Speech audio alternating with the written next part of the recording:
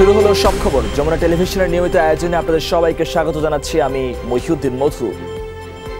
খাগড়াছড়িতে সংঘর্ষে ৩ জন নিহতের ঘটনায় শহরে ১৪৪ ধারা জারি করেছে জেলা প্রশাসন। হতাহতের ঘটনায় পাহাড়ি ও স্থানীয় বাঙালিরা পরস্পরকে দুষছেন। জেলা প্রশাসক জানিয়েছেন, পরিস্থিতি স্বাভাবিক হয়ে আসছে, গঠন করা হয়েছে তদন্ত কমিটি। এই ঘটনার জেরে রাঙ্গামাটিতেও সংঘর্ষ হয়েছে, সেখানে মারা গেছেন একজন, আহত কয়েকজন। অগ্নিসংযোগ করা হয়েছে কয়েকটা স্থাপনায়। এরপর সেখানেও ১৪৪ ধারা দিয়েছে জেলা প্রশাসন। আইএসপিআর এক বিজ্ঞপ্তিতে ৩ পার্বত্য জেলায় শান্তি শৃঙ্খলা বজায় রাখতে সবার প্রতি অনুরোধ জানিয়েছে। বুধবার মোটরসাইকেল চুরির ঘটনাকে কেন্দ্র করে মামুন নামের একজন গণপিটুনিতে নিহত হন। এর জেরে বৃহস্পতিবার খাগড়াছড়ির দীঘিনালা ও শহরে পাহাড়ি বাঙালিদের দুপক্ষের সংঘর্ষ হয়। এ সময় বেশ কিছু বাড়িঘর ও দোকানপাটে আগুন দেওয়ার ঘটনাও ঘটে। এজন্য একে অপরকে দায়ী করছে তারা। এই ঘটনার পর উত্তেজনা ছড়িয়ে পড়ে শহরে। সদরসহ বিভিন্ন স্থানে সংঘর্ষ হয় দুপক্ষের মধ্যে। আইএসপিআর এর এক সংবাদ বিজ্ঞপ্তিতে জানানো হয়েছে, এই ঘটনার পর পরিস্থিতি নিয়ন্ত্রণে এগিয়ে আসে সেনা সদস্যরা। এক পর্যায়ে ইউপিডিএফ এর মূল অংশের অস্ত্রধারীরা গুলি চালায়। আত্মরক্ষার্থে পাল্টা গুলি চালায় সেনা সদস্যরাও। এতে হতাহতের ঘটনা ঘটে। আহত অন্তত ১০ জনকে খাগড়াছড়ি সদর হাসপাতাল ও কয়েকজনকে চট্টগ্রাম মেডিকেলে চিকিৎসা দেওয়া হচ্ছে। গতকালকে রাতে আমাদের হাসপাতালে এসে ১২ জনের মধ্যে চিকিৎসা নিয়েছিল। এর মধ্যে ৩ জন এখানে এসে মারা গেছেন। বর্তমানে ৯ জন চিকিৎসাধীন আছেন। শুক্রবার সকালে দীঘিনালায় ঘটনাস্থল পরিদর্শন করেছেন জেলা প্রশাসক সহ সেনাবাহিনীর কর্মকর্তারা। তারা জানিয়েছেন, পরিস্থিতি স্বাভাবিক হয়ে আসছে, গঠন করা হয়েছে তদন্ত কমিটি। সকলকে সাথে নিয়েই এই সমস্যা কিভাবে সমাধান করা যায় এবং এই সমস্যা যাতে ফার্দার যাতে আরো ডিটেরিয়েট না করে, সেজন্য আমরা একযোগে কাজ করে যাচ্ছি। ইতিমধ্যে টুরিস্টরা আসা যাওয়া করছে, সাধারণ লোকজন তাদের দোকানপাট চালু করেছে, গাড়ি ঘোড়া চলছে। এই ঘটনার রেশ ধরে রাঙ্গামাটিতেও উত্তেজনা ছড়ায়। শুক্রবার বনরূপা এলাকায় দুপক্ষের সংঘর্ষ ও কয়েকটি যানবাহনে আগুন দেওয়া হয়। ঘটে হতাহতের ঘটনাও। পরিস্থিতি নিয়ন্ত্রণে সদরের পৌর এলাকায় ১৪৪ ধারা জারি করেছে জেলা প্রশাসন। বিজিবি সহ ম্যাজিস্ট্রেট সহ সবাই আমরা রোডে আছি। পরিস্থিতি সার্বিকভাবে আমাদের নিয়ন্ত্রণে আছে। 144 জারি হয়েছে। এর ফলে আমরা আশা করতেছি পরিস্থিতির আরও উন্নতি হবে। আর কোনো অপ্রীতিকর ঘটনা এড়াতে আইন শৃঙ্খলা বাহিনীর টহল জোরদার করা হয়েছে পার্বত্য জেলাগুলোতে। ওবায়দুর রহমান, যমুনা নিউজ। ৩ পার্বত্য জেলায় সবাইকে শান্ত থাকার আহ্বান জানিয়েছে অন্তর্বর্তী সরকার। শুক্রবার প্রধান উপদেষ্টার কার্যালয়ের এক বিবৃতিতে এই আহ্বান জানানো হয়। পরিস্থিতি নিয়ন্ত্রণে কাজ করছে সরকার। আজ সরকারের উচ্চ পর্যায়ের প্রতিনিধি দল 2 পার্বত্য জেলা খাগড়াছড়ি ও রাঙ্গামাটি পরিদর্শনে যাবে, যার নেতৃত্ব দেবেন স্বরাষ্ট্র উপদেষ্টা অবসরপ্রাপ্ত লেফটেন্যান্ট জেনারেল জাহাঙ্গীর আলম চৌধুরী। প্রতিনিধি দলে থাকছেন পার্বত্য চট্টগ্রাম বিষয়ক উপদেষ্টা সুপ্রদীপ চাকমা, স্থানীয় সরকার উপদেষ্টা AF হাসান আরিফ এবং প্রতিরক্ষা ও জাতীয় সংহতি উন্নয়ন বিষয়ক প্রধান উপদেষ্টার বিশেষ সহকারী অবসরপ্রাপ্ত লেফটেন্যান্ট জেনারেল আব্দুল হাফিজ।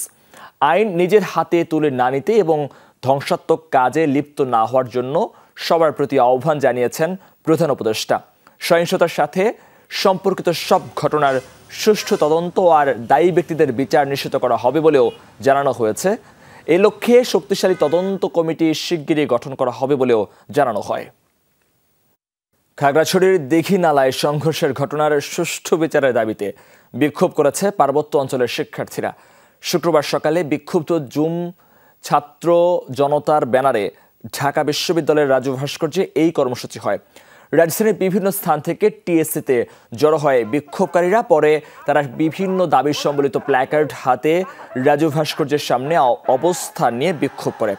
এ সময় তারা খাগড়াছড়িতে সংঘর্ষের জন্য স্থানীয় বাঙালিদের দায়ী করেন। আদিবাসী হিসেবে স্বীকৃতি, পার্বত্য চট্টগ্রাম ভূমি কমিশন কার্যকর সহ নানা দাবি তুলে ধরেন শিক্ষার্থীরা। পরে এক বৈঠকে শনিবার থেকে পার্বত্য জেলাগুলোয় আগামী 3 দিন সড়ক অবরোধের ঘোষণা দেওয়া হয়। দোকানপাট এবং ঘরবাড়ি পুড়িয়ে দেওয়া হয়েছে। Why we want justice. আমাদের দাবি অবশ্যই মানতে হবে। আমাদেরকে নির্যাতন করা হচ্ছে। এদিকে খাগড়াছড়ির মধুপুর ও দিঘি নালায় হামলা, অগ্নিসংযোগ ও ভাঙচুরের সাথে জড়িতদের গ্রেফতার এবং শাস্তির দাবিতে বিক্ষোভ হয়েছে চট্টগ্রামে। শুক্রবার সকালে নগরীর চিরাগি পাহাড় মোড়ে বিক্ষুব্ধ ছাত্র সমাজের ব্যানারে এই কর্মসূচি পালিত হয়। আন্দোলনকারীদের দাবি, পাহাড়ের শান্তি শৃঙ্খলা বিনষ্টে একটি পক্ষ তৎপর। অনাকাঙ্ক্ষিত একটি ঘটনাকে পুঁজি করে তারা সাম্প্রদায়িক দাঙ্গা বাঁধানোর চেষ্টা করছে। এসব হামলা ভাঙচুরের সাথে জড়িতদের বিরুদ্ধে ব্যবস্থা নেওয়ারও দাবি জানান তারা। ঢাকা বিশ্ববিদ্যালয়ে ফজলুল হক হলে তোফাজ্জল হত্যা মামলায় গ্রেফতার 6 আসামি স্বীকারোক্তিমূলক জবানবন্দি দিয়েছে। এই ঘটনায় আবাসিক হলের গঠিত কমিটি 24 ঘন্টার মধ্যে তদন্ত রিপোর্ট দিয়েছে। তাতে 8 শিক্ষার্থীকে অভিযুক্ত করা হয়েছে। এর মধ্যে গ্রেফতার হয়েছে 6 জন। শিক্ষার্থীরা ছাড়াও হল প্রশাসনের কারো অবহেলা থাকলে তাদের ব্যাপারেও ব্যবস্থা নেওয়া হবে বলে জানিয়েছে বিশ্ববিদ্যালয় প্রশাসন। ফজলুল হক হলের গেস্ট রুমে অকথ্য ও অমানসিক নির্যাতন করে ভবঘুরে যুবক তোফাজ্জল হত্যা মামলায় গ্রেফতার 6 শিক্ষার্থীকে দুপুরে নেওয়া হয় আদালতে। তারা সবাই আদালতে দায় স্বীকার করে জবানবন্দি দিয়েছেন। এই 6 জন সহ মোট 8 জনকে অভিযুক্ত করে ফজলুল হক হল গঠিত তদন্ত কমিটি রিপোর্ট জমা দিয়েছে বিশ্ববিদ্যালয় কর্তৃপক্ষের কাছে। হত্যার পরদিন রাত 11টায় ভিসি কার্যালয়ে রিপোর্ট জমা দেয় কমিটি। 8 জনকে এই মর্মান্তিক ঘটনার সাথে সংশ্লিষ্টতা পাওয়া গেছে এবং এর মধ্যে 6 জনকে গ্রেপ্তার করতে সক্ষম হয়েছে এবং বাকি 2 জনের ব্যাপারে আইনশৃঙ্খলা বাহিনী সচেষ্ট রয়েছে।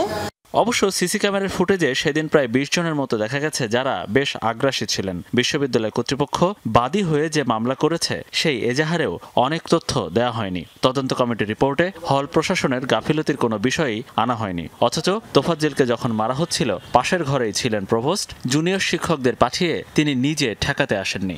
আমার জানামতে উনি রাতে আর আসেন নাই স্পটে। উনি সকালে আমার মনে হলো আমি যাওয়ার পরে উনি আসছেন। আমি ওনাকে ডাকিয়ে এনেছি। এখন প্রশ্ন হলো, তাহলে কি শুধু শিক্ষার্থীদের বিরুদ্ধেই ব্যবস্থা নেওয়া হবে? বিশ্ববিদ্যালয় পর্যায়ে যে কমিটিটা হবে সেখানে আমাদের 2টো টিওআর থাকবে। একটা হলো স্টুডেন্টদের ব্যাপারে সিদ্ধান্ত, আর একটা হলো প্রশাসনের ব্যাপারে সিদ্ধান্ত। সো ওই কমিটি তখন যাচাই বাছাই করে ব্যবস্থা নেবে আর কি। এদিকে তোফাজ্জল হত্যার পর জরুরি সিন্ডিকেট কমিটির বৈঠকে ছাত্র, শিক্ষক, কর্মকর্তা, কর্মচারীদের দলীয় রাজনীতি সাময়িক নিষিদ্ধের সিদ্ধান্ত হয়। লেজুর বৃত্তিক রাজনীতির বাইরে নিয়ে এসে শিক্ষার্থীদের প্রকৃত প্রতিনিধিত্বশীল একটি ফোরাম করা যায় এবং অতি দ্রুতই আমরা সেটাকে সচল করব, ডাকসু এবং এই জাতীয় কোনো। কারণ শিক্ষার্থীদের রাজনৈতিক চর্চা থাকতে হবে, নেতৃত্বের বিকাশের সুযোগ থাকতে হবে। তবে রাজনীতি কেন বন্ধ হচ্ছে বা ডাকসুর জন্য পরিবেশ পরিষদ কিভাবে গঠন হবে তার ব্যাপারে বিস্তারিত কিছু জানানো হয়নি। মনিরুল ইসলাম, যমুনা নিউজ, ঢাকা। গণতন্ত্র এখনো বিপদমুক্ত নয় বলে মন্তব্য করেছেন বিএনপির ভারপ্রাপ্ত চেয়ারম্যান তারেক রহমান। যে কোনো পরিস্থিতি মোকাবেলায় দলমত নির্বিশেষে সবাইকে ঐক্যবদ্ধ থাকার আহ্বান জানান তিনি। জন্মাষ্টমী উপলক্ষে বিকেলে হিন্দু সম্প্রদায়ের নেতাদের সাথে মত বিনিময় অনুষ্ঠানে ভার্চুয়ালি যুক্ত হয়ে এসব কথা বলেন তারেক রহমান। এ সময় তিনি বলেন, উপাসনালয়ে হামলার পেছনে ধর্মীয় কোনো কারণ নেই। নিরপেক্ষ তদন্ত কমিশন গঠন করে এসব হামলার বিচারের দাবিও জানিয়েছেন তারেক রহমান। মত বিনিময় সভায় বিএনপি মহাসচিব মির্জা ফখরুল ইসলাম আলমগীর বলেন, স্বৈরাচার পতনের পরে যে সকল সংঘাত সহিংসতা হয়েছে সেটি রাজনৈতিক, সাম্প্রদায়িক নয়। এখনও যারা ষড়যন্ত্র করছে তাদের ঐক্যবদ্ধভাবে মোকাবেলা করার আহ্বান জানান তিনি। ভয়াবহ দানবকে আমাদের ছড়ালাম, একটা অবিশ্বাস্য একটা বিপ্লবের মধ্য দিয়ে, ছাত্র জনতার আন্দোলনের মধ্য দিয়ে দীর্ঘ 15 বছর লড়াই করে তারপরে এই বিপ্লবকে ব্যর্থ করার জন্য আমাদের পরিকল্পিতভাবে একটা ষড়যন্ত্র হয়েছে, চক্রান্ত হয়েছে।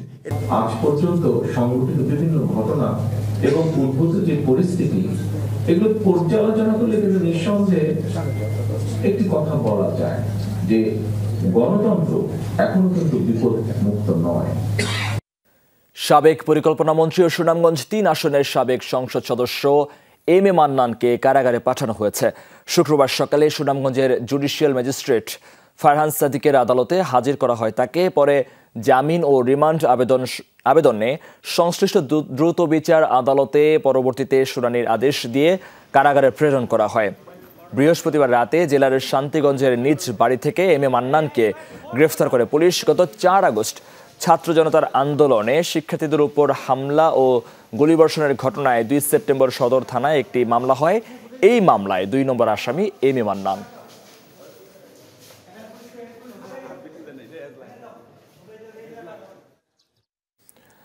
চট্টগ্রামের চান্দগাঁও এলাকায় খেলার টার্ফ উদ্বোধন অনুষ্ঠানে বিএনপির 2 গ্রুপের সংঘর্ষে জুবাইর উদ্দিন নামে এক যুবক নিহত হয়েছে।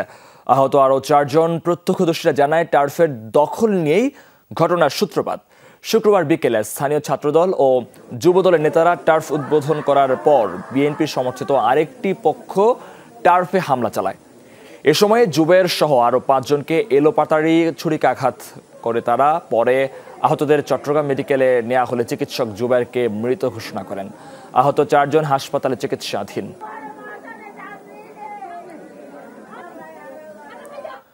হবিগঞ্জের বানিয়াচংয়ে মসজিদের দান বাক্সের টাকা নিয়ে দুপক্ষের সংঘর্ষে আহত হয়েছে অর্ধ শতাধিক। শুক্রবার জুমার নামাজের পর বানিয়াচং উপজেলার মজলিশপুর গ্রামে এই ঘটনা ঘটে। পুলিশ জানায় মজলিশপুর জামে মসজিদের দান বাক্সের টাকা নিতে যান সাবেক মোতাওয়াল্লি আনোয়ার মিয়া। এ সময় তাকে নতুন মোতাওয়াল্লি মনসুর মিয়ার পক্ষের মুসল্লিরা বাধা দেন। এ নিয়ে মসজিদের ভেতরেই দুপক্ষের মধ্যে হাতাহাতির ঘটনা ঘটে। পরে উভয় পক্ষ দেশীয় অস্ত্র নিয়ে সংঘর্ষে জড়ায়। এতে উভয় পক্ষের অর্ধ শতাধিক লোক আহত হয়। পরে পুলিশ ও সেনা সদস্যরা গিয়ে পরিস্থিতি নিয়ন্ত্রণে আনে। রাজধানীর মোহাম্মদপুরের সাদেক খান আড়তের সামনে 2 যুবককে এলোপাতাড়ি কুপিয়ে হত্যা করেছে দুর্বৃত্তরা। এ সময় আহত হয়েছে আরও কয়েকজন। প্রত্যক্ষদর্শীরা জানায় শুক্রবার সন্ধ্যা 7:30টার দিকে এই ঘটনা ঘটে। গুরুতর আহত নাসিরকে ঢাকা মেডিকেলে নিয়ে গেলে চিকিৎসাধীন অবস্থায় রাত 9:30টায় মারা যায় সে। এছাড়া আহত মুন্নাকে সোহরাওয়ার্দী হাসপাতালে নিয়ে গেলে চিকিৎসক তাকেও মৃত ঘোষণা করেন। বিষয়টি নিশ্চিত করেছেন মোহাম্মদপুর থানার ওসি আলী ইফতেখার হাসান। তিনি জানান নিহত মুন্নার বিরুদ্ধে 8টি মামলা রয়েছে। কী কারণে হত্যাকাণ্ড তা এখনো জানা যায়নি। আমরা যখন আপনার সাদেক খান পাম্প ক্রস করবো এর ভিতরে জ্যামের ভিতর থাকতেই একটা ছেলে এসে বলতেছে নাসিরে পাইছি আরত। এই আরতের সামনে থেকে বলতেছে নাসিরে পাইছি। এই কথা বইলা ওরে ধাওয়া দিছে আর আমি হোন্ডা টান দিছি মানে সাইড দিয়া, আর ওর পিছন থেকে একটা কোপ দিছে। রাস্তার ভিতরে ফোন দিয়েছি, আমি শুনছি এক জায়গাতে আমার বাইরে কোপাইছে। খাগড়াছড়ি ও রাঙ্গামাটিতে আদিবাসীদের উপর হামলা ও বাড়িঘর ভাঙচুর করে আগুন দেওয়ার প্রতিবাদে কুমিল্লায় বিক্ষোভ হয়েছে। শুক্রবার সন্ধ্যায় জেলার টাউন হল মাঠে বিক্ষোভের আয়োজন করেন স্থানীয় বৈষম্য বিরোধী আদিবাসী শিক্ষার্থী ও চাকরিজীবীরা। অংশ নেন অন্তত 200 আদিবাসী। জাতিগত নিপীড়ন ও ভূমি বেদখল বন্ধ এবং পাহাড় সমতলে সম অধিকার প্রতিষ্ঠার দাবিতে এই কর্মসূচি পালন করেন তারা। বক্তারা বলেন আদিবাসীরা সমতলের বন্ধুদের বিপক্ষে নয়, বরং পাহাড়ের মানুষ সবাই সম অধিকার চায়। চাঁদপুরের হাজীগঞ্জ বাজারে আধিপত্য বিস্তারকে কেন্দ্র করে 2 পক্ষের মধ্যে রক্তক্ষয়ী সংঘর্ষ হয়েছে। এ ঘটনায় আহত হয়েছে অন্তত 30 জন। শুক্রবার সন্ধ্যা 7টায় শুরু হয় সংঘর্ষ। স্থানীয়রা জানায় হাজীগঞ্জ উপজেলার টেরাগড় এলাকা ও পৌরসভার সর্দার বাড়ির মধ্যে আধিপত্য বিস্তারকে কেন্দ্র করে সংঘর্ষ শুরু হয়। 2 গ্রুপের অন্তত 30 জন আহত হয়। পরে তাদের হাজীগঞ্জ উপজেলা স্বাস্থ্য কমপ্লেক্সে নেওয়া হয়। আশঙ্কাজনক অবস্থা হওয়ায় 3 জনকে উন্নত চিকিৎসার জন্য কুমিল্লা মেডিকেলে পাঠানো হয়েছে। পরে রাত 10:30টার দিকে সেনাবাহিনী পরিস্থিতি নিয়ন্ত্রণে আনে। ঢাকা ও জাহাঙ্গীরনগর বিশ্ববিদ্যালয়ে বিচার বহির্ভূত হত্যাকাণ্ড, মব জাস্টিস বন্ধ ও পাহাড়ের সংঘটিত অরাজকতার সুষ্ঠু তদন্তের দাবিতে মশাল মিছিল করেছে জগন্নাথ বিশ্ববিদ্যালয়ের শিক্ষার্থীরা। শুক্রবার রাতে বিশ্ববিদ্যালয়ের শহীদ মিনার থেকে মিছিল শুরু হয়। মিছিলটি পুরান ঢাকার বাহাদুর শাহ পার্ক এলাকায় ঘুরে বিশ্ববিদ্যালয়ের মূল ফটকে গিয়ে সমাবেশ করে। প্রশাসন থাকা সত্ত্বেও কিভাবে একজন মানুষকে এইভাবে বিচার বহির্ভূতভাবে হত্যা করা হয় এ নিয়ে সমাবেশে বক্তারা প্রশ্ন তোলেন। দ্রুত তদন্ত করে সুষ্ঠু বিচারের দাবি জানান শিক্ষার্থীরা।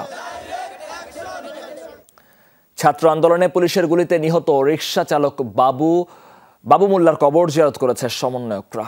শুক্রবার দুপুরে গোপালগঞ্জের মকসুদপুরের যায় বৈষম্য বিরোধী ছাত্র আন্দোলনের সমন্বয়ক শাকিল মোল্লার নেতৃত্বে একটি প্রতিনিধি দল দক্ষিণ গঙ্গারামপুর গ্রামে নিহতের বাড়িতে যান তারা। কবর জিয়ারতের পর পরিবারের খোঁজ খবর নেন। গত 19 জুলাই ঢাকার যাত্রাবাড়ি এলাকায় আন্দোলনের মাঝে পুলিশের গুলিতে আহত হন রিকশা চালক বাবু। ঢাকা মেডিকেলে নেয়ার পর মারা যান তিনি। পরিবারকে সহায়তার আশ্বাস দেন ছাত্রনেতারা। বৈষম্য বিরোধী ছাত্র আন্দোলনে নিহত ও আহতদের সম্মানে দোয়া মাহফিল ও আলোচনা সভা অনুষ্ঠিত হয়েছে।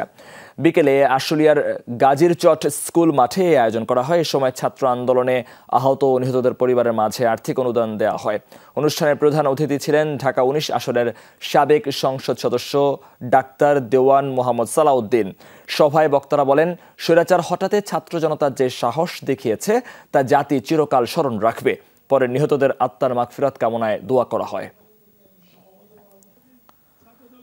গণঅভ্যুত্থানের চেতনা ও তাৎপর্য তুলে ধরতে রাজুক উত্তরা অ্যাপার্টমেন্ট প্রজেক্ট রুয়াপের উদ্যোগে অনুষ্ঠিত হলো চিত্রাঙ্কন প্রতিযোগিতা ও সাংস্কৃতিক অনুষ্ঠান।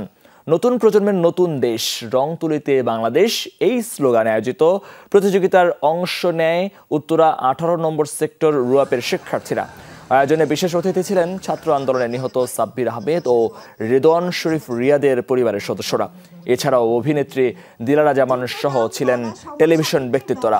প্রতিযোগিতায় শিক্ষার্থীদের রং তুলিতে উঠে আসে আন্দোলনের সেই ভয়াল চিত্র। চিত্রাঙ্কন প্রতিযোগিতা শেষে সেরাদের পুরস্কার তুলে দেন অতিথিরা।